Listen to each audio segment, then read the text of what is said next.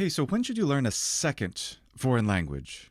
So another foreign language. So I get this question a lot. If you've already learned Latin, when should you start learning ancient Greek? If you already know Italian, when should you learn Latin? Or if you know Spanish, is it time to learn French or Portuguese? Hey, I know German. I've been studying it a bit. Should I learn Dutch or Swedish or you name it? Or I've been studying Chinese and now I'm ready for Japanese or Korean. And I've been experiencing this recently, or at least thinking about this question, because I am finally ready, I think, to learn modern Greek. Because my ancient Greek has reached a level where I'm comfortable doing that. That's where I really thought about it, because there's a lot of interference there potentially. So how can we answer this question? I will try to glibly say that, well, there's two ways I could answer it. The first way is that you should probably study as many languages as you want when you want to. Follow your heart, because if you're doing that, you will enjoy what you're doing. And you may run into frustrations. You may change your mind. You may change your plans. It's not going to be a waste. It's going to be incredibly interesting, informative, a fascinating experience culturally, linguistically, phonetically. You're going to love it. And then you might hate it, partly. But, it's not going to be a waste.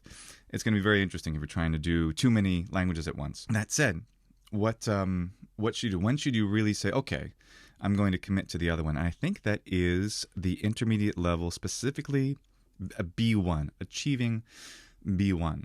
Well, what's that? What's B1? Well, if you might have heard of the Common European Framework of References for Languages, and there's the system. It is used especially within Europe, but it's also very useful outside of Europe as well to gauge the learning of languages, modern and ancient, really too. And it's something I'm working on with Latin and ancient Greek, which is fun. But the point is that if we want a really balanced acquisition of a language, there's a lot of skill sets that we want to acquire. The traditional four are listening, speaking, reading, and writing. And in fact, if as of 2020, they use a different system, which is actually, I think, an improvement. You have reception, production, interaction, and mediation. Mediation, one way to think about mediation is you can take charge of the experience. You can deal with the information that's happening in the classroom, or if you're dealing with native speakers or fluent speakers, whatever it is, and recognize that you don't understand something, and then say, well, wait, what was that? When you said that thing, like be able to really zero in on it, help guide the interaction in that way, and also guide your own learning outside of that. So really become your own teacher, because that's a big path to success. And in any case, so what is B1? So it's the beginning of intermediate. So A1 is not where you start. You start at 0. And then after, the way you could think of it, and it depends on the course and the class and the teacher and everything, but typically the first semester of a university course is A1. So when you take that final exam for that first semester of a language, you should have achieved A1 abilities. Several abilities that are covered in here. I happen to have production open, oral production. And so pre-A1, you can produce short phrases about yourself, giving basic personal information, your name, your address, your family, nationality. That's pre-A1. So that's like in the middle of the semester, right? A1, you can produce simple, mainly isolated phrases about people and places. But then, what is A2? You can give a simple description or presentation of people, living or working conditions, daily routines, likes, dislikes, etc., as a short series of simple phrases and sentences linked into a list, for example. That's A2. And over on polýMATHY Plus, I'm running this fun experiment where I am trying to speak a little bit of modern Greek every day.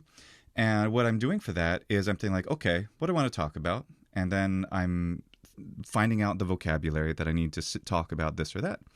And then I practice saying it. I don't memorize it. I'm trying to say it in different ways, look up the key vocabulary, and I practice it a few times so that when I stand in front of the camera, I'm able to talk about what I did today or what I eat or this or that, my daily routine, my likes and dislikes. I do all those different things and be able to do it in a way that if prompted, this is production. It's not interaction. It's production.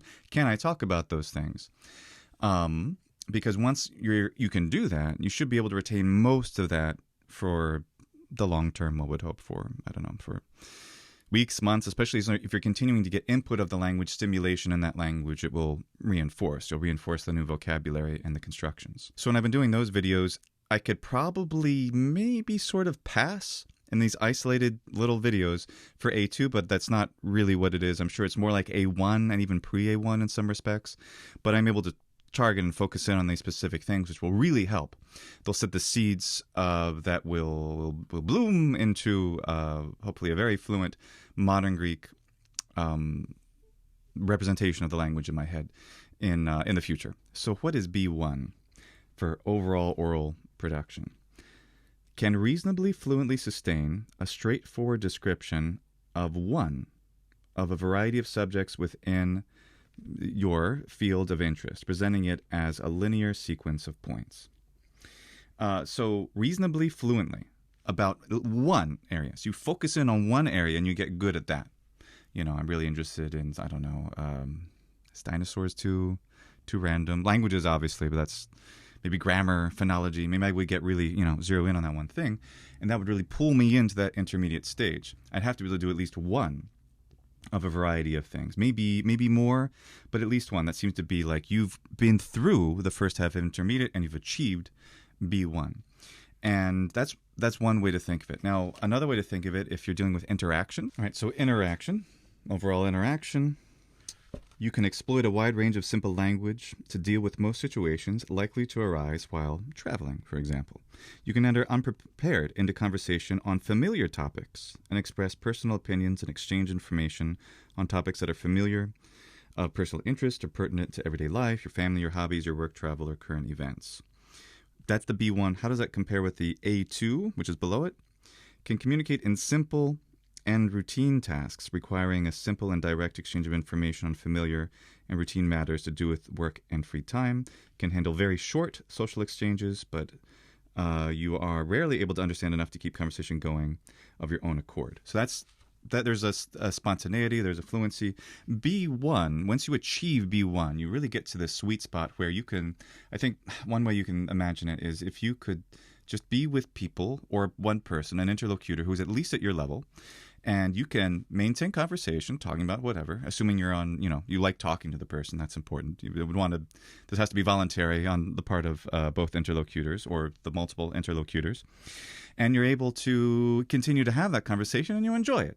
And you can do it. I remember back in, where was it? In Tucson, there was an Italian speaking club there, and that was nice. And whenever anybody was at that B1 level or higher, or it was very comfortable and pleasant and fun, and we could all maintain that. And I think none of us were, maybe we had an Italian come once in a while. That was fun. And I've had that experience in Latin and ancient Greek and in Japanese and different languages, right? So it's possible to, it's certainly, I think that's where the possibility arises that then you're finally ready. So I'm trying to give you a way to judge it. If you're more at here's another A2 versus B1. So here's the B2 for understanding an interlocutor. You can clearly, this is B1, you can follow clearly articulated speech directed at you in everyday conversation, though you'll sometimes have to ask for repetition of a particular words or signs and phrases.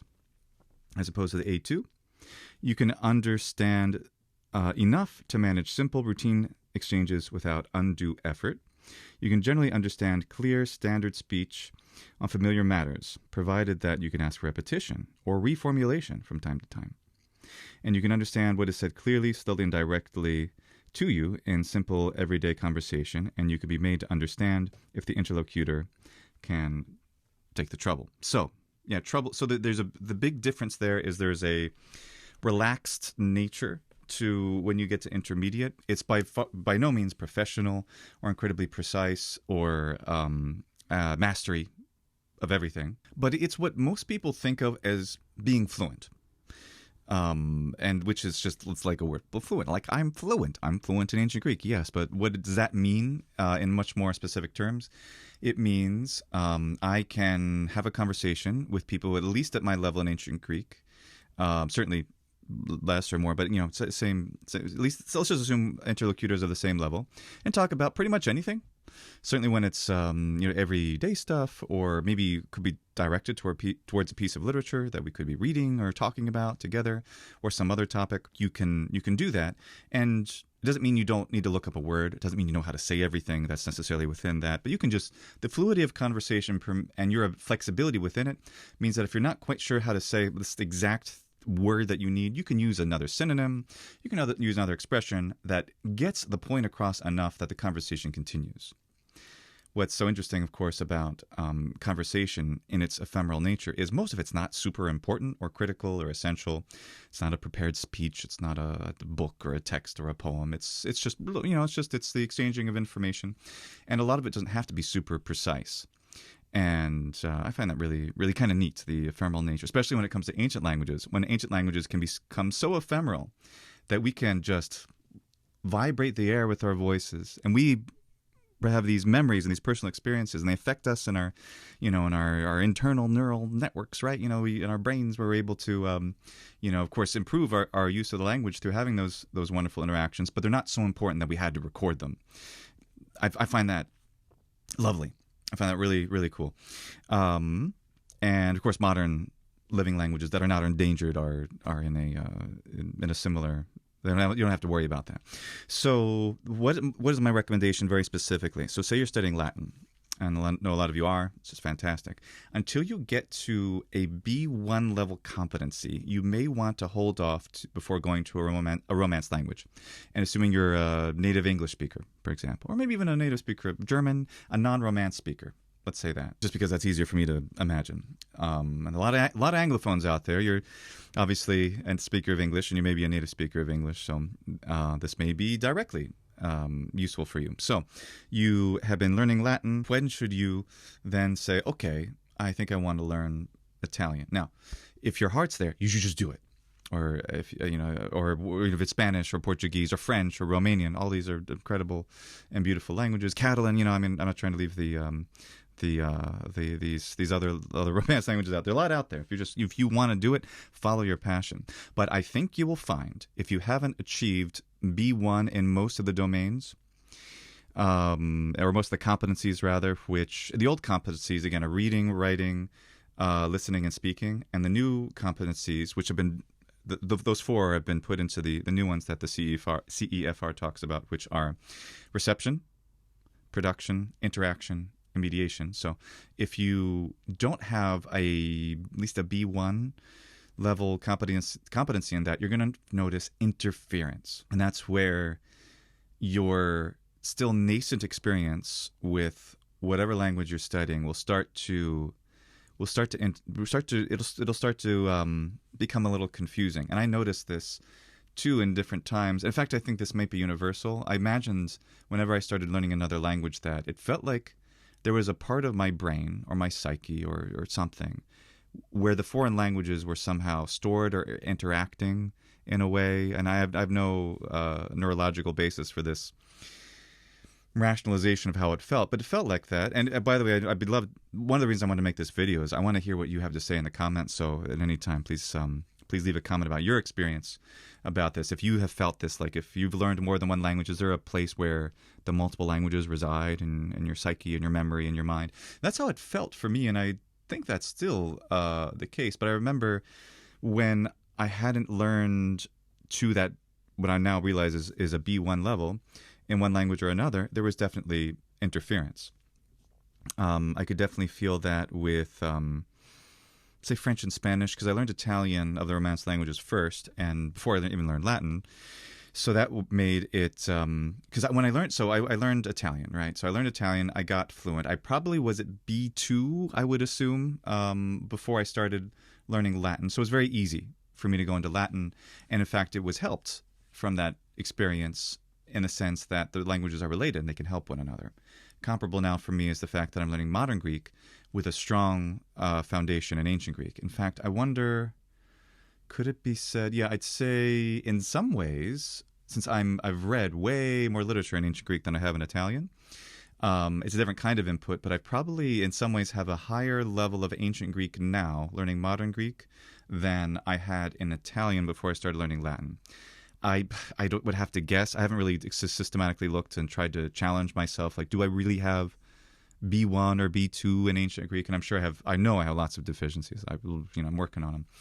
But let's just say I'm at B2 in ancient Greek right now. And because of that, I find learning, I think I've got to comfortably into a lot of areas to B1 or better last year, about a year ago. And that's when I realized, I think I'm ready to start learning modern Greek. And I did. And since my work is primarily in ancient languages, it's learning modern Greek is kind of a luxury. I really want to do it, and I hope I stick with it. So this is another thing. When should you learn another language? I know this is rambling. When should you learn another language? And that should be also when you have the time. Because if you take it on and you really don't have the time, doesn't mean you have to look at your schedule. It's like, I think I can pencil in my Portuguese study for, if you're like doing that. That's just great if you can, but you don't necessarily have to do that. You just have to really you have to keep this in mind. If you just lack a little bit less than adequate time, you may feel like you're failing, and you may feel like it's overwhelming, and you may feel very disappointed in yourself. And don't do that when learning a language. Whatever you do, don't make yourself feel bad about it. That will only lead to misery. Don't do that. Learning a language is fun and wonderful, and it's delightful, and it often involves a lot of really unique and amazing experiences and interactions. But it's also, at the bare minimum, going to involve what one could call hard work. Usually you can enjoy a lot of it, and hopefully it's only a little bit tedious in some areas, and only temporarily. If it's really tedious and painful for a while, you're probably using the wrong materials, or I can promise you it's almost certainly not you. If you're able to speak a language, you could speak comfortably, and as most people can in their native language. Learning another language is something I think that we all can do, just given the right teachers or materials, experiences, and time. So you should definitely have the time available. And with modern Greek, will I get the time? I think I can work it in. My goal is to get to a point where I can listen to a lot of relatively easy to follow native material, maybe not catch every word, but be able to follow it enough that I can enjoy it. You say maybe a TV show, a podcast, YouTube videos and things like that. Once I can do that, I think I'll be able to level up enough that I get to an ability to listen to the language. And that way, it'll just be a matter of keeping up the habit of continuing to get input from videos and whatever, or podcasts, whatever it is I'm listening to. I realized I've been rambling, so I took a few notes. Let me concentrate on a few points here. If you're one of my students, oh gosh, yes, Luke just keeps going off on tangent after tangent after tangent. Let's try to get this back on track. So with my situation with ancient Greek and modern Greek, if looking back now and having read the CEFR and having a better understanding of that, while I had a lot of good competencies in ancient Greek for many, many years, and certainly enough to do my job and things like that, probably, if I were honest, I was still in the beginner stage. And almost certainly most teachers of ancient Greek are still in A1, A2 in a lot of competencies, probably most of them, and which is fine, and it's true of Latin too. To getting into the really truly intermediate stage, where you're able to have a conversation, where you're able to read all kinds of stuff being written in the language, and you don't need a dictionary. You can deal with it. You're at there's all sorts of different ways to measure it, but it's something that it takes a lot of time and effort to achieve. So while I was in what is almost certainly an A level stage, are the other times I tried to learn modern Greek, and including 21 years ago when I was in Florence University and actually trying to do that. I was trying to take ancient Greek at the same time I was learning modern Greek. I did not have the adequate time to do it, or to study, or to concentrate on either, much less both at the time, for a number of reasons that don't really matter now. It was long ago. But even the time that I did have, I was getting a lot of interference. And one of the things too is that since modern and ancient Greek use the same alphabet but naturally they're pronounced differently, that can lead to some interference. But even if you were just to say use the modern Greek pronunciation with both, you get into so much trouble. And I've noticed this here and there. For example, there are people who treat Latin and Italian as if they're the same language, or they're just variations of the same thing, and they're clearly very closely related, parent and daughter language, or grandparent, if you want to think of the intermediate proto-Romance stage as something else. But they're clearly very closely related. But if you don't have them categorized separately in your psyche, in that language part of the brain that I remember, was talking about, they start to interfere. And that's the other thing. When I was learning Japanese, I remember thinking of Italian words and French stuff. And like, I would want to say something that would come out kind of in French or German. It was really weird because we're trying to, the brain is, or we're consciously trying to access information or something to say. And then instead of the Japanese word coming out, this is back when I was living in Japan, some French thing would come out. And eventually, I was able to build up a steady enough of a foundation that wasn't there. If you treat two languages which have very, quite divergent, say, Latin and Italian. I mean, does anybody really disagree that Latin and Italian are very different languages? They're clearly very closely related, and they've had a lot of influences on each other. Scholarly people have imported a huge amounts of Latin into Italian and the other Romance languages, just like there's a lot of Latin in English, but to an even greater extent in the Romance languages, that's true. And because of that, knowing Latin is really nice because you can see, I can see how these this word and this word and this word. But there's all kinds of semantic shifts that happen, especially with the core vocabulary. Not just the core vocabulary, but I mean, a classic example to compare Greek and Latin is that Italian, how do you say work? Il lavoro. It's from lavorare, which is lavorare, which means toil. It means it's like almost suffering. It's like it's not good. Lavorare is not good, and labor is toil. Toiling in the fields, kind of toil. Toiling, carrying weights around to do work. That's toil, not just work, which is quite neutral. That's a different expression in Latin. And so what inevitably happens, though, people who know some Romance language, trying to use Latin, speak Latin, think in Latin, will say lavorare or labor, where the way they're used in, say, Italian, and it's not right. Why is this important? This is important because if we want to have a correct mental representation of the Latin language in order to read it well or to communicate it in some way or have the ancient authors communicate with us, if we see labor and we think, oh yeah, my job, and not toil, which is a very different emotional affect, then we've done some significant disservice to ourselves. And over on the Greek side, idoulia is work, just go to work. But heidoulia, in ancient Greek, that's classical Attic pronunciation, that means slavery. So it's in a way even more extreme than on the Latin and Romance side there.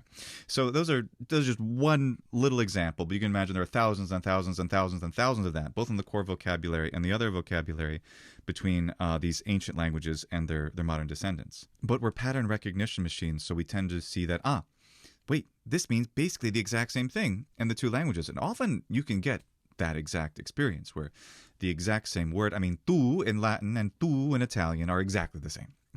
That's great. And same in most of the Romance languages, tu. That one's been pretty steady. I just went off the top of my head. Any other kinds of vocabulary that can be really identical and really, really similar, even in pronunciation. And this is true for the Greek side too. But what this does is it puts you into a false sense of security that, look how similar these are. This is really helping me. I feel like, I'm learning ancient Greek, but I feel like if I learn modern Greek, I'll be able to get more of this vocabulary in a way that's stimulating, that I might be familiar with, having learned other modern languages. That's fun. It's just fun to talk to people. Greeks are lovely people, so it's fun to talk, if we're thinking specifically of the modern Greek. And Greece is beautiful. Like, there's all these great reasons to know modern Greek and to learn it, for reasons of travel, for, just to know people, and just because it's a cool language in of itself. There's all these great reasons. But if you have the impression that they're just slightly different varieties of the same language, you're going to have interference. And that interference is going to slow you down and will create frustration. And that is, or this is really the case very often, and this is mostly anecdotal because obviously I'm not a native speaker of modern Greek, but as other Greeks have told me, who know both, obviously know modern Greek well, and they also know ancient Greek, and they might know the literature well, which involves a lot of imports from the ancient language, especially in Katharevousa and things like that. So what they've told me is that a lot of Greeks think they understand this or that passage from the Bible or that and these different things, but in reality they've misconstrued the meaning because there's been a semantic shift over thousands of years, which is inevitable for many terms in different languages. And so they think they understand it, but they really have totally misunderstood the passage because of even just one word, if not several. Even though the words are so close to modern ones that it makes sense as a sentence. Like, oh, okay, so they think they follow what's going on, but it really means something else. Good example is how back in Shakespeare's time, the word mean just meant poor. Like, you didn't have money, poor, that kind of poor. So mean then went through a semantic shift where now it means a cruel person is a mean person, not a poor person. But if you read Shakespeare as a native speaker of modern English, 21st century English, and you read that, where he says something means something, I can't think of any of the quotes right now, and you interpret it as cruel instead of poor, well then it's like imagine if you're an actor trying to portray that on stage, you'll be giving, at least in that one moment, something very different. And this can lead to confusions that just ought not to occur. Okay, I promised I wouldn't ramble, and I'm rambling. But this is sort of the idea and the problem. Whereas if you have a strong foundation in one of these languages that are really close together, like Latin and Romance language, Modern Greek and Ancient Greek, if you have a really good foundation in one, which can usually take at least a year or two of constant study, probably years to be more realistic, you get one of them, and then you go another. Like, you should if there were these closer related languages, that's what you really should avoid, I think, going to another language. My colleague Colin Gorey, he puts it this way, that you want to be able to feel like you can leave that language and it will still be self-sustaining, almost like tending a plant or something. Like, you've cultivated it to the point where, okay, it's going to make it. It's going to make it this season. I can now concentrate on this other thing, and then come back to it and then help to improve its condition, but it's not going to wither. It'll be okay. And I just think that's doubly true for the case of these languages that are closely related. So it could be a Romance language if you started to learn Spanish but also want to learn Portuguese. Whoa, there. Make sure you get one of them really good first before you go back to the other, because you're inevitably going to be having a lot of interference. But it's so attractive to do this because they really do help each other. Because if you do know one of those closely related languages really well first, then it is a solid foundation that you can spring off of in order to get into that other language and really utilize your knowledge, in this case of Spanish maybe, to really see, I see all the similarities with Portuguese, but whenever you learn the new Portuguese thing, it's not going to be too much interference with the Spanish. You're working off of a strong, steady, firm thing in your head where the Spanish is, rather than something that's, doing that. When you're trying to learn the Portuguese things, it can then take a long time to really get good at the Spanish. You were good at it, and it can kind of cannibalize it. It might be a little extreme, but I think that's happened to me. And has it happened to you, where you felt like you had one language and another, and they're closely related, and you're trying to learn the other one? Modern Greek to Ancient Greek, Latin to Italian, Spanish to Portuguese. All these are just a few areas where I've had similar experiences, and I think they really cannibalize each other. Even Latin to Ancient Greek to a degree. So you really want to know one of them well before you go into another. Even though Latin and Ancient Greek are far more distant from one another, they're cousins. They're similar. So if you know the one well, then when you see the thing going on in Ancient Greek, you're not comparing it to the Latin. You're not treating Greek as if it's Latin, and the vice versa. If you know Ancient Greek well, and you're trying to understand Latin, you're not saying Latin through the eyes of Ancient Greek and misconstruing things. These languages are really entities unto themselves. Because I knew Italian first, then Latin, and then I was able to really kind of just cheat my way into Spanish. Like, it's just so easy to read. Portuguese too, to a slightly lesser extent, because I'm exposed to it and have been exposed to it less. But I can, be exposed to this or that, and the Latin and Italian are very strong and steady in my psyche, so they can't be rocked by a Spanish word here or there. So if I learned how to say something really precisely in Spanish, it's not going to make the equivalent Italian thing just be knocked off balance. Ditto for the Latin. Whereas, since my Spanish and Portuguese are not out of the beginner stage by any respect, they're somewhere in A1. I don't know where. A1, maybe some parts A2, but let's just say A1 for simplicity, for the Spanish, and Portuguese less than that. If I were to start really trying to concentrate on one or the other. I have the Latin and Italian to really inform and feed into them. Like, oh yeah, I have this similar vocabulary that, like say how the way that gustar is used in Spanish, but gosto is used in the opposite direction in Portuguese. It's that kind of thing where you would want to make sure you know one of those constructions very comfortably before you get good at the other one. Otherwise, you're going to create unnecessary interference. And when you hear something that isn't quite what you expected, if your brain's like, wait a minute, what was that? You're missing the whole next part of the conversation or bit of information. I think you get the idea of what I mean. So you want to get, if you get a strong foundation, at least B1 in, say, Latin, then you can go to Romance language. If you get to at least B1 in Ancient Greek, then go to Modern Greek, or vice versa. So when should you learn your next foreign language? Well, I think you should get to B1 in the language that you've been already working on up to this point. I think it's best to avoid studying multiple languages, especially shallowly at the beginner stage, as tempting as that is, unless you have huge amounts of time and you know you can really manage it. Because you should really be making the plan, okay, I've started this language. I'm gonna spend years on it. It's not gonna be, that fast. And I think this is the practical solution for most people. It certainly is for me now.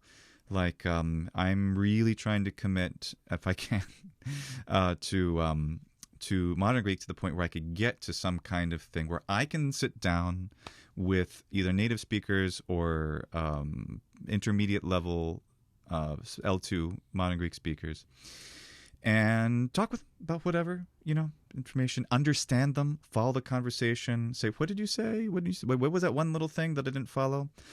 Because now it's not like that at all for me. If it's really slow, and it's within the range of vocabulary that I know so far, which is quite limited, and like I said, I'm probably pre-A1 in reality, then yeah, okay. But I need one to be able to just basically hey, with Spiro or what, whoever it is, and just talk to one or several people and maintain that for an hour. If I can do that, and it wasn't huge effort, wasn't an enormous strain, I wasn't painfully hunting in an exhaustive and sweatily awkward way for vocabulary I don't know, or constructions that I couldn't form, then I would say, okay, then I will move on to something else.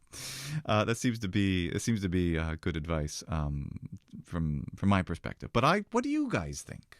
What do you think about this? A lot of you out there have studied way more than one language. You've dabbled a little bit. Have you found that ultimately, not that it's a waste of time, but you're not really getting anywhere if you're doing multiple languages at the same time? Is that true? Do you feel that way? So let's say you have 2 years and you're going to study 2 languages and you're beginning both of them from zero, or they're a similar level. They're in depth, but neither is at the intermediate stage yet. I think you should pick the one that's stronger and get that into intermediate and then do the other one. But what do you think? Love to hear from you. Thanks so much, as always, to my Patreons for supporting this channel. I really appreciate it. And thanks to all of you for watching the video. Leave a comment below. I want to hear from you. And we'll see you next time. Volete e roste taleme.